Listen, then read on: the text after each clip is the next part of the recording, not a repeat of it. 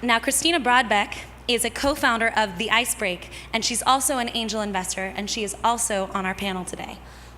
So, Christina Broadbeck.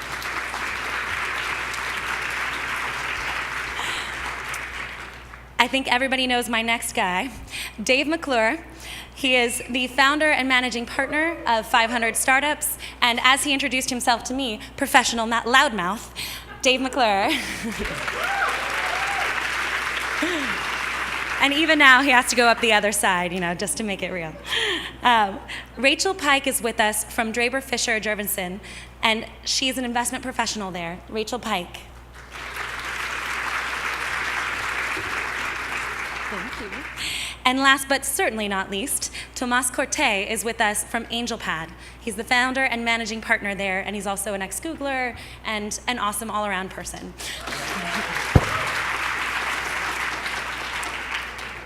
So right before we get started, I'll let them kind of get their notes out, get their pens out, get everything started, and tell you a little bit about our process for choosing these 9 finalists. So we had 172 applications from 64 different states and 12 different countries.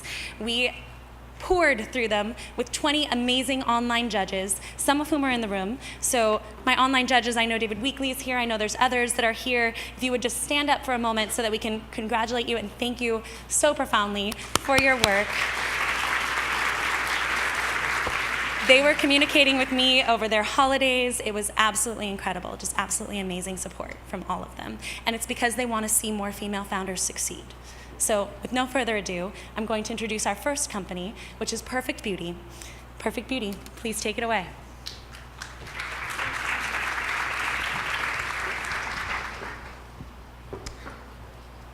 Hello. Okay, this works. Good morning, everyone. Thank you for taking the time to listen to the next big thing in beauty. My name is Daisy Jing, and I am the founder of Perfect Beauty, and these are my lovely teammates, Hannah, Karen, Arushi, and Sanka. So the beauty industry is a $330 billion industry, and can anyone fathom how much an average woman in her lifetime spends on beauty products and related services? $450,000. So when I go into kind of buying a face cream or into the Lancome counter, I see Julia Roberts, and I'm like, oh, I want to look like her, so I pay $100 for this face cream, right? Probably only costs the manufacturer maybe $1 to produce that extra additional product of face cream, which leads to a profit margin of up to 1,000%. Now, if you look at money spent in the marketing budgets of beauty companies, these marketing budgets are higher than those of the marketing budgets of cable TV, cell phones, wireless internet, cars, etc. So it's no wonder we look like this when we're shopping for beauty products, right? We're like, what products do I buy? I mean, there is a source and wealth of information out there, but how do we get trusted advice? Additionally, how do we get trusted advice from people like us? We can ask our friends, but what's the probability they look like us, have the same skin type, etc., etc. The solution we have created is Perfect Beauty. Perfect Beauty is a community for users to find trusted self-image and beauty advice. It is a place where we as women can have a voice as to what products work or don't work. It is perfect because it helps customers find the right products, and it helps businesses target the right customers for their particular products. So let me guys show you the 4 main features we have on our site.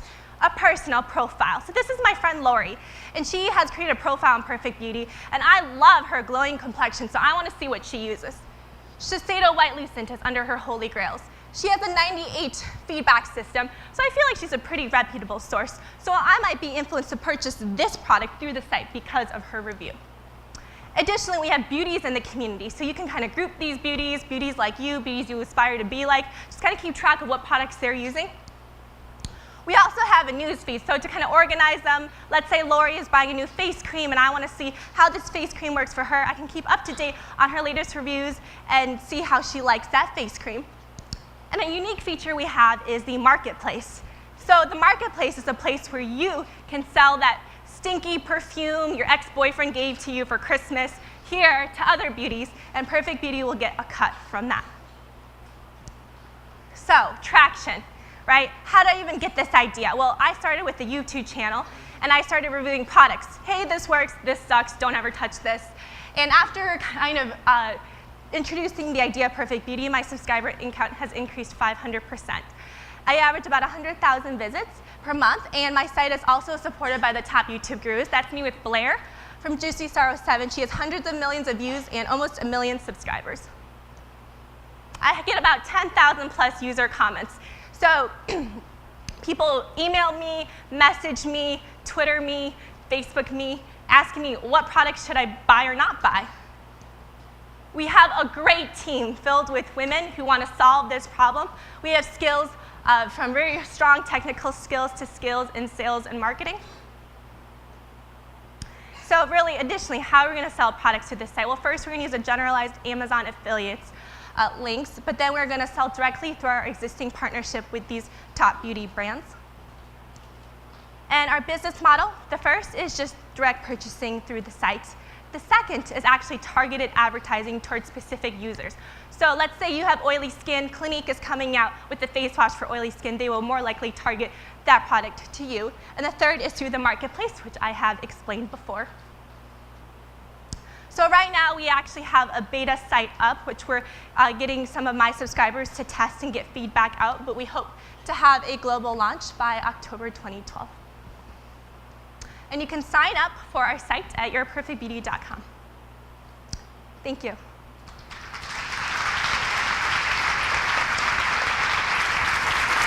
Thank you guys so much.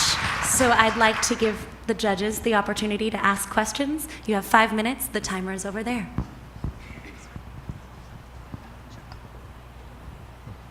I think everyone wants to look beautiful, and we certainly spend a lot of money on these products.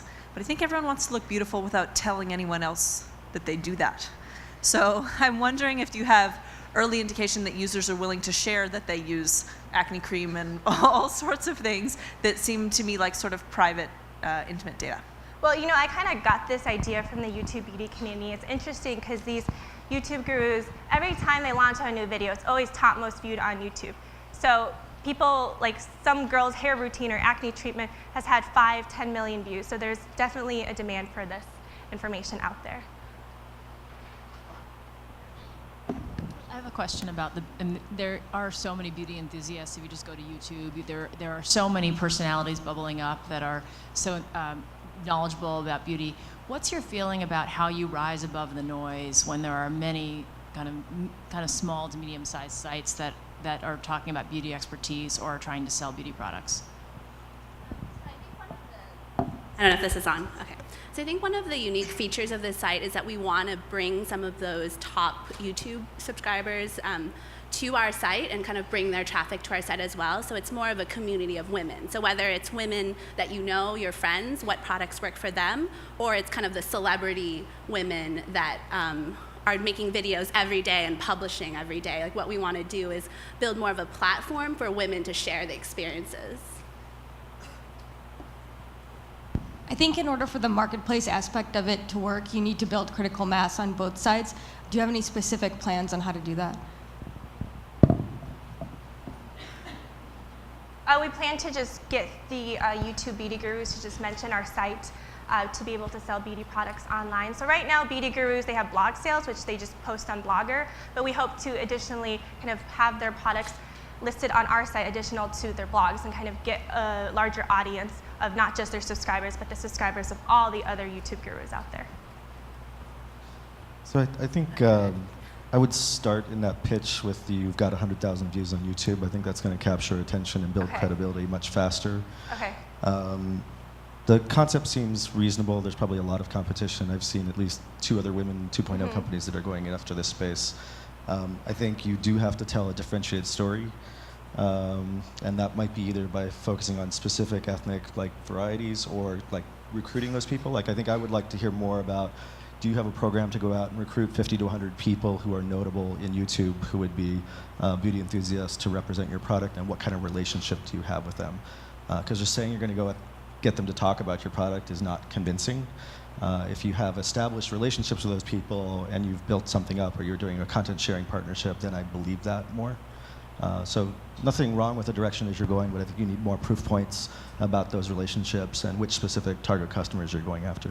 YouTube definitely feels like the right channel for customer acquisition. Right, and right now I'm going after probably younger millennial customers, and I've already developed relationships with them just simply through my user comments. I've had this channel for quite a few years, and so just kind of developing those relationships. And I think the focus of my channel just first was just on acne products and acne solutions. And I've held like kind of series of contests on my channel where people create video responses. So that's a much more compelling story to start with. You should tell that. I mean, you might have issues with telling that story personally, but like, Oh no, it's fine. like people will definitely relate to that. And you should be talking about, I'm not sure what the numbers are, but I'm sure proactive is a huge fucking market. So like a Yeah. way to like tell that story, you know, that, and that's really a different story than what you were telling here. Like that might be a whole, that's actually an interesting business to go after. Acne treatments. So I have to say, I thought university was expensive. I didn't realize how expensive makeup is. $450,000 seems like a lot of money in a lifetime. I really like that you have the speed chat on YouTube. You know, Dave, absolutely start with that. You know, before that, I didn't even listen. I mean, I did, but that's the first thing as an Okay. investor you want to hear, that you have something already that you can build on. There's a lot of people that try to do something through the YouTube success. I would go back and really try to figure out what is that product that you can give to your customers or to your audience that is not just videos, because a lot of people do that. And I heard kind of the marketplace, like, I don't know, vote of hands, who wants to sell their used or unused makeup?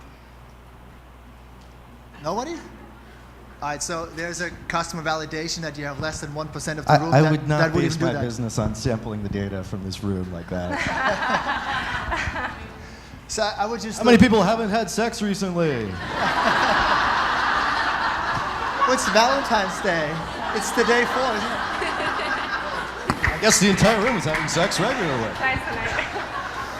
So I would just look for something that, you know, how can you take that YouTube success, how can you build a product around, you know, really catering to that audience? And I think revenue will come. There's lots of revenue Right. there, certainly ads revenue, whatever else revenue there is. As an investor, I don't need a revenue story for this. If you can get the audience, you get the revenue with it. Great. I want to say thank you so much to the awesome and amazing 5 female founding team of Perfect Beauty. Thank you guys. So while we're transitioning here, my next team that's coming up is Prosperity. Miss Leanne, I saw you earlier. Come on up here and set up your laptop. I'll give a little, uh-oh, where'd it go? Hello. Hello. So Prosperity is an accounting app for small businesses. We've got our lovely Leanne right here, our female founder and technologist, and a quick little stretch break. Please do remember, this is hard.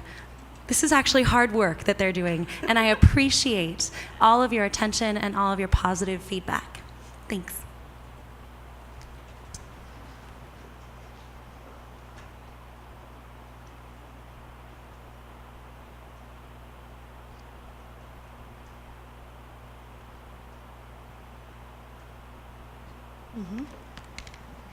Hi there. We're setting up.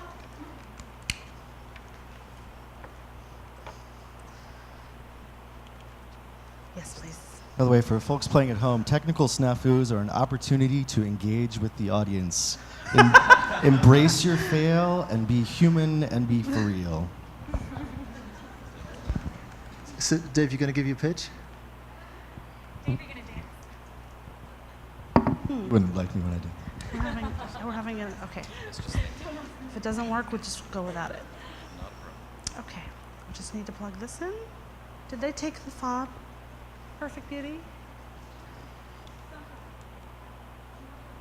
The fob? Isn't this fun? And I'm going to talk to you about money. It's a good thing I have a good personality without a clicker. There we go. Okay, thanks. Or just anywhere is fine. This is so that you can get your nerves out first, right? I'm not nervous. I'm excited. I think we have to switch it. There, Fun, that fun. Okay. And everybody says yay? Yay. That's right. Good, good. Okay, I think we even have internet. Let's go. You guys ready? So are we. All right. Hi there. My name is Leanne. I'm the founder and very proud president of Prosperity, which is the fabulous accounting app for non-accountant types. And with me today is my fabulous Jolly Brit and CTO, Stuart Thompson. And he is personally responsible for making our technology something people love and love to pay us for. So with no further ado, I'm going to ask a favor of you. I know we're in the Silicon Valley, and in the Silicon Valley, business is done a certain way. And that certain way is write a business plan, raise some capital, go for it, hold your breath, raise more capital, sell. So what I'm about to share with you may be a brain cramp. So I'm going to ask you to set aside that Silicon Valley thinking and think like the 22 million business owners in America. I'm going to introduce you to who we call the solopreneur, if our slides will advance. There we go. Oh, that is not my favorite. To the solo entrepreneur. Let me tell you about solo entrepreneurs. They're amazing human beings. They take their skill and they turn it into revenue. They turn it into their livelihood. Solo entrepreneurs are people like freelance graphic artists, marketing consultants, people like you, probably. People who do what they do for a living and love doing it. In America today, there are 22 million solo entrepreneurs. And by 2014, the Small Business Administration says there will be an additional 5 million. Globally, there's over 330 million solo entrepreneurs in the world, and they are not having the same needs that you would find a typical small business with 15, 20, or 200 employees having. They have very specific needs and they have very specific problems. I think I'm going to stand here because I'll be happier. How about that? So to talk to you about the solo entrepreneur, I want to introduce you to one of our real customers. Her name is Kim. Kim has sold over $1 million of cosmetics from her little home-based business. And when Kim found us, she was floundering. She was falling apart. Her business was about to fail. Kim is just like millions of solo entrepreneurs in America, because what happens to Kim is that she starts a business, but she doesn't know how to manage the money of her business. And like Kim, millions and millions of businesses are failing needlessly because they don't know how to manage the money of a business. This is the problem that we fix. Yes, yes, I know. There have been many technologies that have entered into the small business space, but they have failed to reach critical mass in any way with solo entrepreneurs because they don't understand them. They don't understand that what solo entrepreneurs do with money is nothing. They do nothing. And I can, yeah, they do nothing. They pretty much just fly by the seat of their pants. So I can attest to this personally because for the last 7 years of my life, I've been a financial coach. I have personally coached over 10,000 of these solo entrepreneurs, and I know what they do with their money, nothing. So when Stu and I set out to change the world of small business finance, here's what we did. We built a culture. Instead of being software as a service, we are service with software.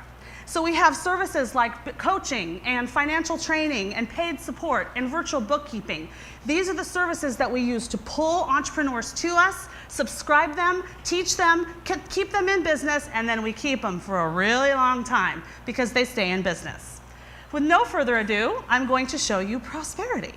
Prosperity is what we call behavior-based software. In other words, it's based around actual financial behaviors of entrepreneurs. So we didn't just make up an idea, we actually took what we knew working one-on-one with them and made something out of it.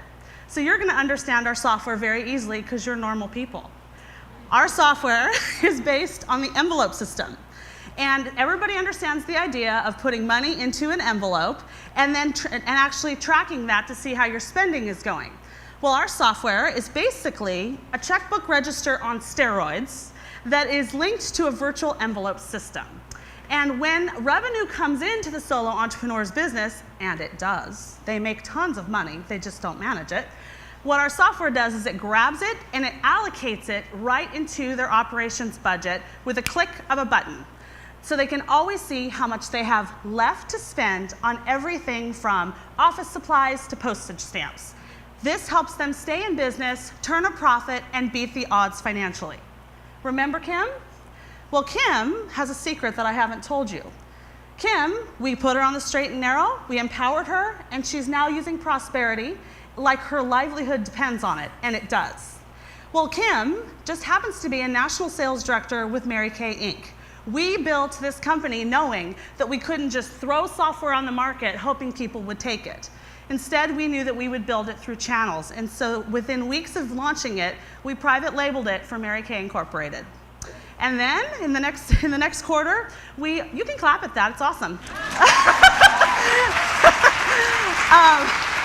And this quarter, we are actually launching another private label for the Think Big Revolution, which has a group of 42,000 entrepreneurs following them. We have done this bootstrapping, and we can do unstoppable things if we just have funding and the right partners. We will do this through an acquisition strategy of channels, whether it be industries like real estate, franchises like Mary Kay, or Visa ISOs. We will do it, and we'll do it better than anyone because we know them better than anybody. We came here today because, like you, we love entrepreneurs. We specifically like solo entrepreneurs. And so I'm going to ask a favor. If you're the kind of person that works with solo entrepreneurs, come and meet me, because I need to know you. Or if you're an advisor type and you think, I like her and I want to help her grow her business, come and meet me. And if you are a venture capitalist and you like what we're about, please come and meet me. And together with our expertise and the resources in this room, we will do good and we will bring prosperity to the world. Thank you.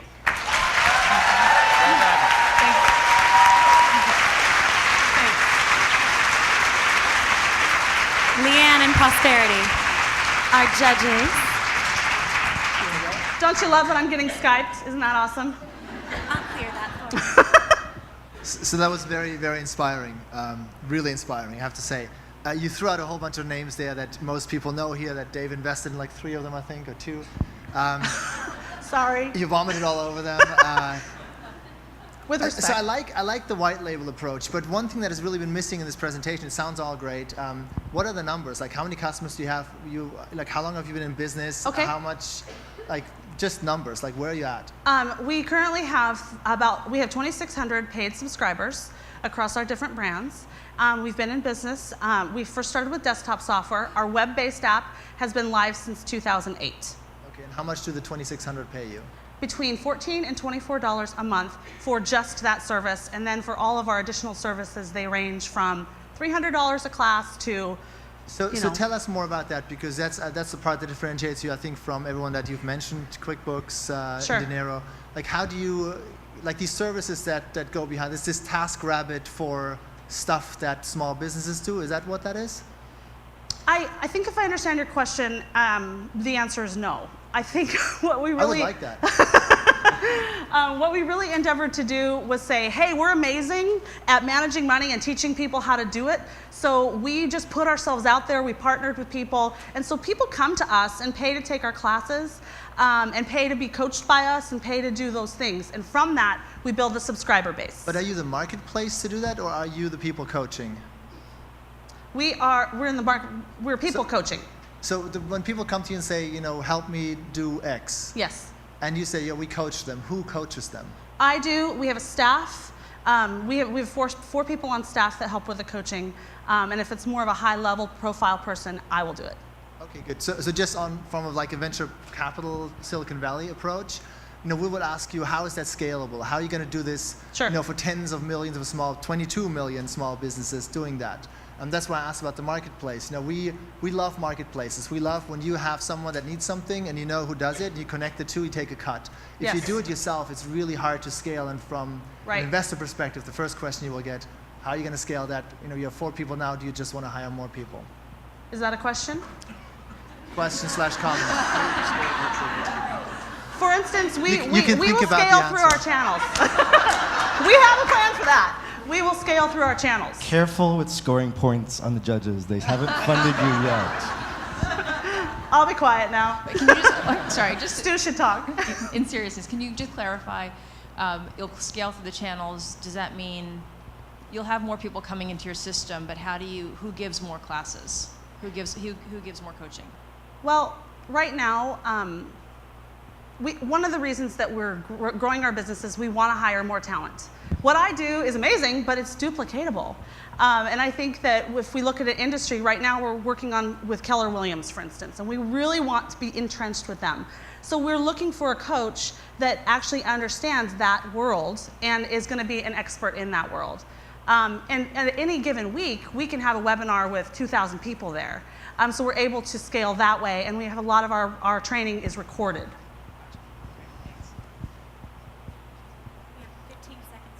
Can you talk a little bit about the results for the people who've gone through the program so Oh, far? I'd love to. Yeah, what we find with people that subscribe and understand how to use it is if we actually set the software up for them, which is one of our services, they will retain 50% higher than somebody who just subscribes online. So we've learned that in the last year. But what we find with people is that when they subscribe, we know that they are staying at about 54% in the first year. Which is much higher than what's actually happening in the general small business marketplace with attrition. So we know by feedback and comments that we're keeping people in business because they stay subscribed. Question 2, going forward on the scalability of the coaches, how are you going to qualify if they're a good coach or not? Well, there are lots of certified coaching programs out there, and so I would qualify that by having them coach me first. And see what their skill set is like. And I know that many of the coaching programs that are out there that train people to do that would be a great place to look for talent. I'm sorry, I have to call time. Sorry. Thank you guys all. Thank you, you. Prosperity. Pleasure to meet you guys. Buyosphere, if you guys could come on up, we'll get you set up. So obviously, we've got some really interesting women, and notice, finance is not always something we think about associated with women. It makes me very happy to introduce a team that's doing that. It also makes me very happy to introduce our next team, which is Buyosphere. Hey. I have your little... First of all, thank you so much for having me follow her. Yeah. 330 million worldwide. Okay. So the dongle full switch is right there. Great. No, I've got my own. You got your own? Perfect. I bring my own dongle here. So At least you warmed Biosphere's you high guys level. up, right? That's yeah. that's the thing that I. Is this going to come up right? Yeah. Yeah. Should be. Yeah. There we are. You're great. Excellent. Well, hello and happy Valentine's Day to everybody, and thank you for coming out. I went to one of the first, I think, Women 2.0 roundtables. There were like 40 of us there. This is friggin' amazing. Like, isn't this great? So congratulate yourselves for all being here. So I'm Tara, CEO of Buyosphere.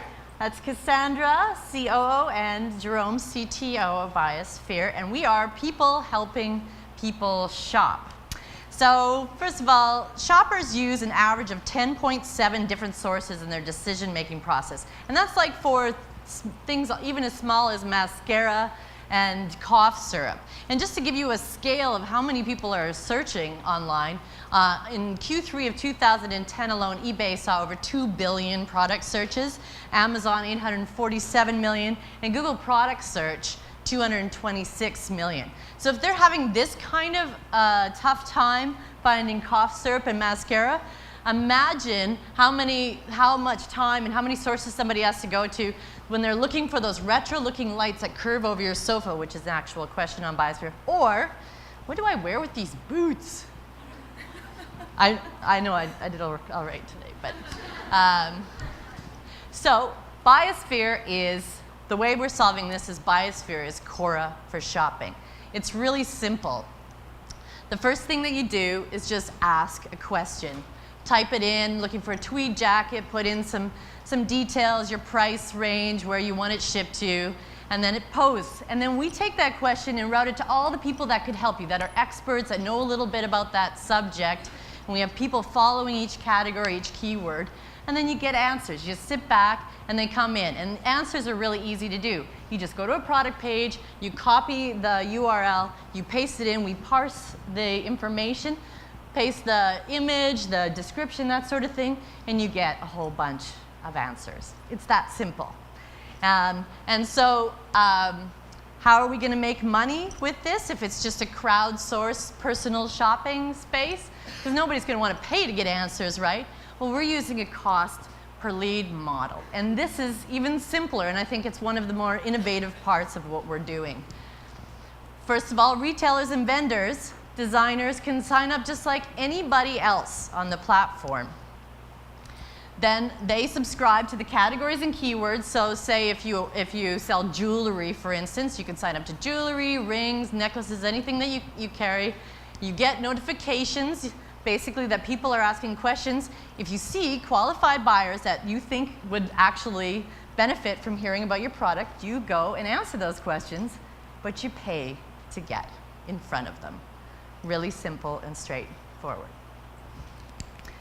So, well, that's all well and fine, but how is it working? Well, we launched on November 22nd, and so we wanted to get out there for the holiday season.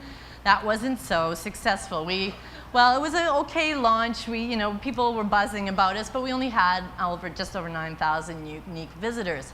But after the Christmas season, we thought this would be our big season. What should I get for this gift, that gift? It's actually personal shopping that's the biggest, because we grew more than 2 times in January, and now we're on track for 75,000 uniques this month. The signups are crazy. We're doubling our questions and answers and happy customers month over month.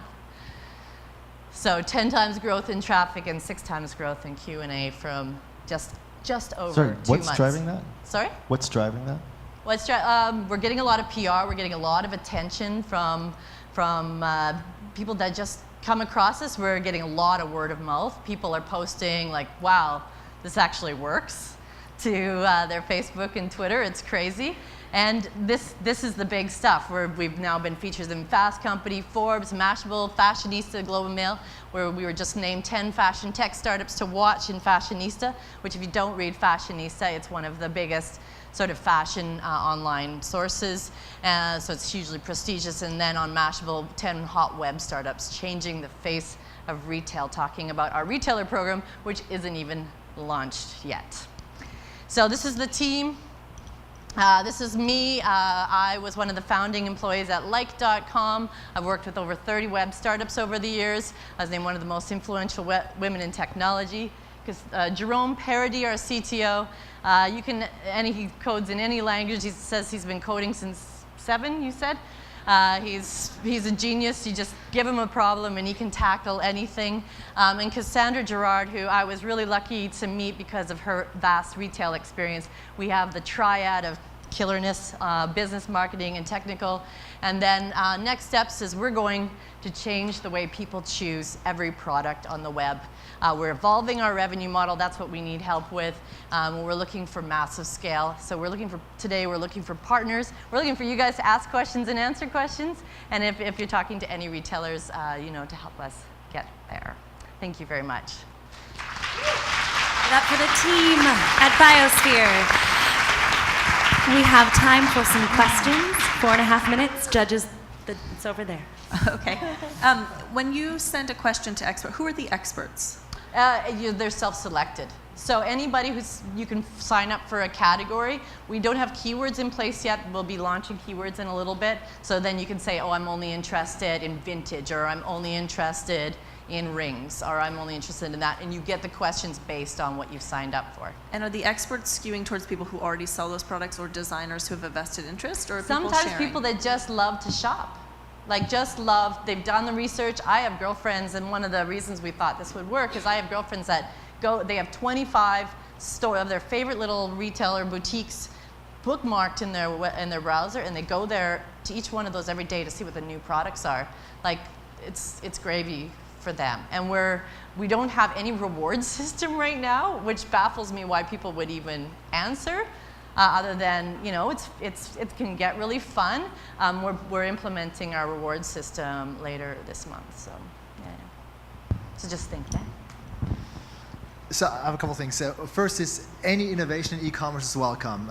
E-commerce is ripe for disruption. Nothing has happened. Groupon is about the most innovation we've had in the past 10 years in e-commerce. So bravo for taking this on. I think you have a lot to figure out, though. Yes. Just a comment on, you're very proud of your press, and you should be. But from kind of an investor perspective, or the people that eventually give you money, they will see straight through that and say, oh, they have 75,000 users because of press. How are they going to sustain it? So it's great to get press, but it's a terrible way to explain your traction because it's not sustainable over time. So, good thing, bad thing. I have real problems with people paying to do answers. Does that mean that you only get? It's only people who are selling stuff. So it's like if AdWords, if Google's, I'm subscribed to AdWords and I'm selling jewelry, for instance, and Google sends me an email with a person's contact information every time they search for a ring. Google doesn't do that, but if you're asking publicly, and I'm selling rings, so it's not like regular people don't pay. I would be very careful with that business model because you don't want people to have the most comprehensive view of the world and not necessarily the curated pay for. And also the people that probably will do that, they're the ones that are not even on AdWords and other places. So they are kind of like the cookie cutter fashion places that actually have someone doing it. So I would work on the revenue model. Sorry, I see the time running down there. I know you guys should. I have a question kind of related to what you were saying about PR. Do you know where the majority of your organic traffic is coming from? Well, we're getting a lot of Google organic search results. So on product and question pages, we're already starting to bubble up. Some of our products have been really popular. There's one particular sign from Etsy that actually we're getting a lot of traffic through image search. And then people come and they actually spend a couple of minutes and the conversion isn't actually bad. On that, we're working on ways that we can convert more people from that organic stuff. So, hey, you're coming from Google, you were looking for this, here's some other options, and this is what we do. We don't explain very well currently on the product page, so. We have 52,000 indexed pages. 60% of our traffic comes from Google. Organically, we haven't invested any time in SEO and SEM, something that we're working on right now by optimizing the landing pages, which are the product pages, the question pages, and it's definitely, it's a big part of on-ramp. Yeah. Because you're searching. Yeah. Right and at as that you said, moment. we have a lot of work to do. Like, there's 1,000 little things that'll move the needle that we're working hard at. Can you tell whether you're starting to get power users, either on the question answering side or on the posting side? Yeah. And maybe by session length or by repeat rates or? Yeah. So we already have a really nice group of, and they're kind of like in that fashion blogger, shopping blogger, product blogger sort of end of things. They're answering the majority of the questions. They're really enthusiastic about it. They take time and explain why they're answering things.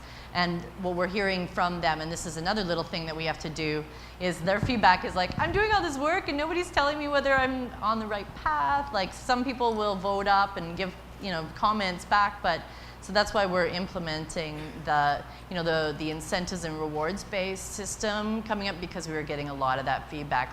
Hey, I'm kicking ass here on my personal shopping side, and I'm not getting enough feedback. Just on the stats side, power user come in 2-3 times a day, and they do 15, 20 minutes, 30-minute sessions. And so we're out of this time. is a I daily just would activity. probably try and work into the elephant in the room is what's your relationship to Pinterest and how are you doing that stuff. And I think you want to either dispel that or dive into that quickly in the beginning. I just wrote an Inc. article on supporting Pinterest and talking. Yeah, the basic idea makes sense, but I think trying to figure out which niche products and verticals you go after and how you get traction there. Because I think it's a tough story to tell when there's so many things going on. So being broad is challenging. Trying to identify, here's top 3 to 5 products or top 3 to 5 niches that we're going after. Here's the strategy for getting there. I know that you can generate traffic, so I think if you told us what 3 to 5 things you were focusing on, there'd be a little bit more believability getting that off the ground. I was nervous for a second that Dave was being quiet, but he was just going to do it in the extra time. So let's transition. Thank you so much, Tara. Our next team is Kismet. Kevin and Michelle are making their way up, and they'll transition in as Tara leaves. Thank you, Tara. Yes.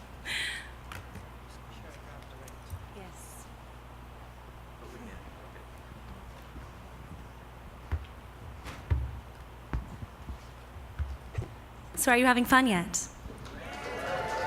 Are you inspired? I hope so.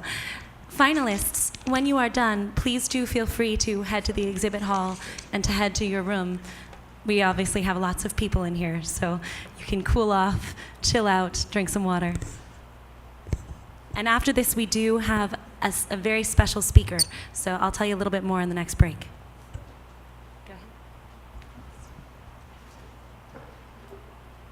When you come to a conference like Pitch, who should you spend your time talking to? Do you spend your breaks here wandering around knowing that perfect investor, entrepreneur, or partner is somewhere in this room, yet you have no idea how to find them or how to start the conversation? We've all been there, whether it's at a conference, a social event, or anywhere people gather. Now, there are apps out there to help you meet new people, but if you've been brave enough to open one of them lately, you probably found the experience a little too creepy for comfort. The anonymity of the internet breeds bad behavior. So how do we make it easy, safe, and comfortable to meet the right new people in the real world? The answer is Kismet. Kismet is an easy way to meet new people in the real world in real time. We show you the people around you that you actually want to meet, tell you who you know in common, what you have in common, and give you an easy way to kick off the conversation. My name is Michelle Norgan, and prior to co-founding Kismet, I was employee number 1 at a social startup. I joined that company prior to its seed funding, and I designed, built, and launched their consumer web and mobile products. Kismet's co-founder and CEO, Kevin Stevens, has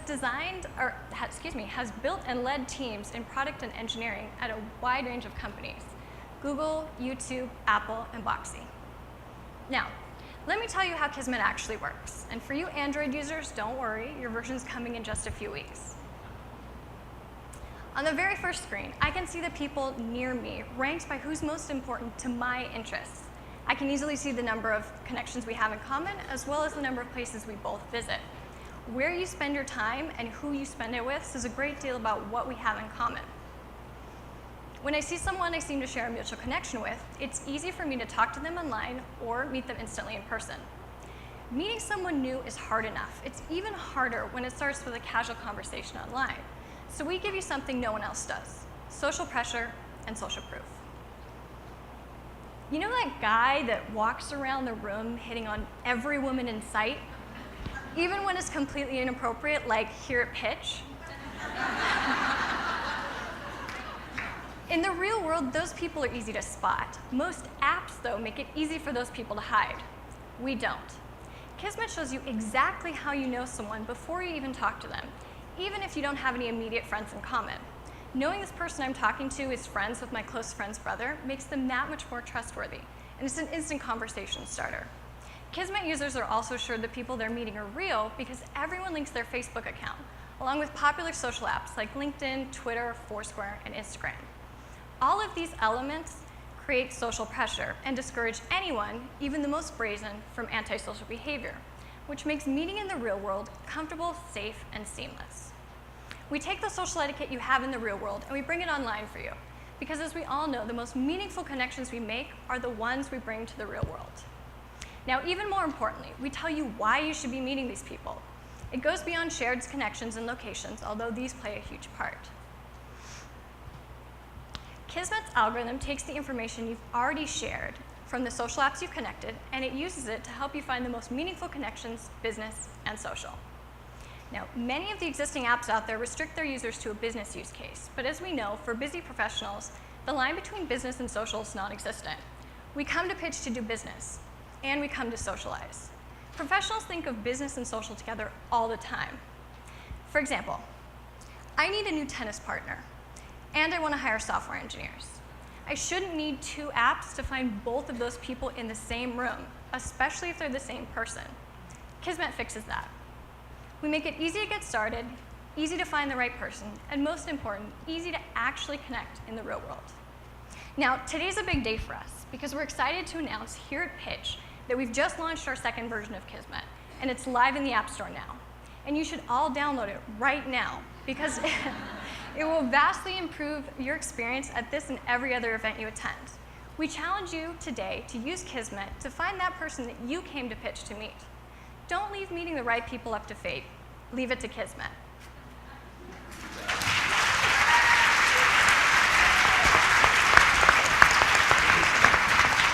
Time for the judges. Couple questions. Great UI, great demo. Congratulations on launching your second version of your product. This is a really crowded space, the sort of mobility-enabled serendipity, no longer serendipitous introduction.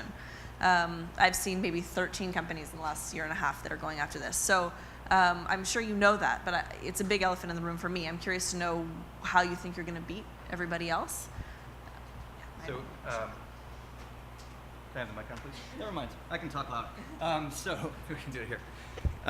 So I think number one, it boils down to execution, and the key differentiators we have is computer science. We are solving a very difficult computer science problem in calculating the distance between point A and point B in the social graph. It's a very hard problem to solve that we have not seen anybody else doing it. Showing shared connections that you have is also a way that basically brings the ethos of social etiquette in the real world back to online, which is not something that many companies are focusing on. A lot of companies are solving the problem by restricting users to a business use case and hoping that keeps the creep factor out, honestly. But it's really not enough once you get to scale. So I would include that in your pitch. If you're solving a very difficult computer science problem based on social networks and social graphs, then maybe why did you choose this vertical to go after it? And I would just include that and talk about that as a strength. Second question, sorry, other judges, is are you controlling what information from my Facebook profile or LinkedIn profile gets shared?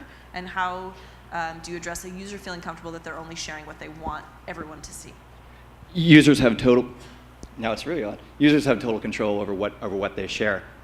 They link their accounts, like Foursquare accounts, Facebook accounts, and so on. But they are able to basically control what specifically is shared and is not. They can make a check-in on Kismet that can filter out to Foursquare or Facebook.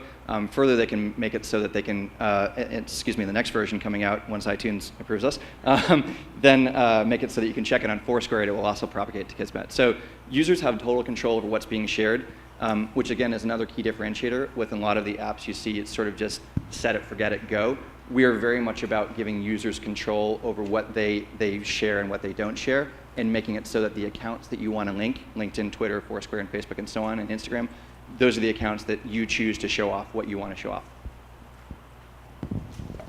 I think one of the things that's really exciting and hard about consumer businesses in general is changing user behavior. You know, if you're trying to get someone to do something new that they don't currently do, it's very hard. And check-ins in general, you know, lots of companies that actually have lots more users have still struggled a bit with getting people to check in. And so I'm wondering if you have thoughts on, you know, this is a new behavior that you're going to try and get people to do. What ideas do we have on what's really going to get kind of critical mass of people to actually remember to open the app when they get to a place when it's a completely new experience?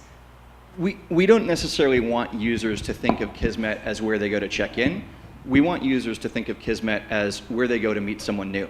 So the idea is not, you know, you get in your mind, oh, I want to be, you know, I want to be the mayor of this place, so I'm going to check into that location. The idea is, you know, I'm out here at Pitch. There's 1,000 people in this room, or maybe I'm at AT&T Park and I want to, you know, and maybe I'm, God forbid, not a fan of the Giants, but I want to find fans that are from whatever team I'm rooting for. Those are all use cases where you think, well, I want to meet someone new.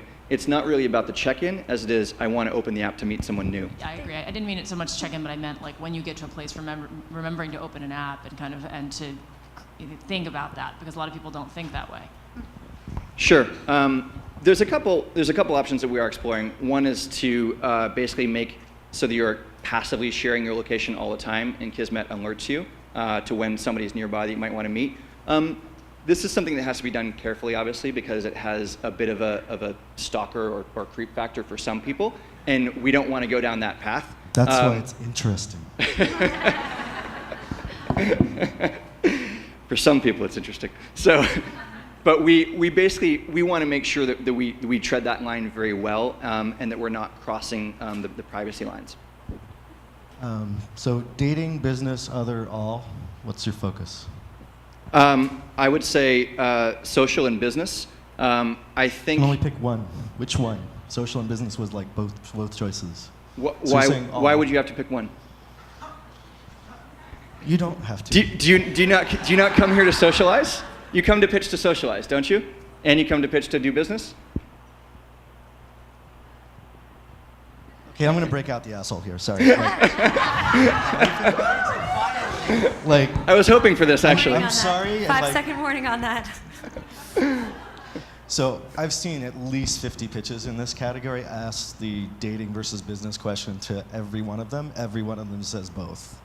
Like, unless you have traction, it's just not fucking believable. And like, you gotta figure out which of those two, like if you have massive amounts of traction, then you have the credibility to answer both. But if you don't, you gotta focus on one of those two, I think. So we're not focusing on dating at all. When I say social, that doesn't mean dating. Social means... Yes, it does. Maybe for you. Read Jeffrey Miller. Okay, I'm gonna have to call time. Thank you guys so much.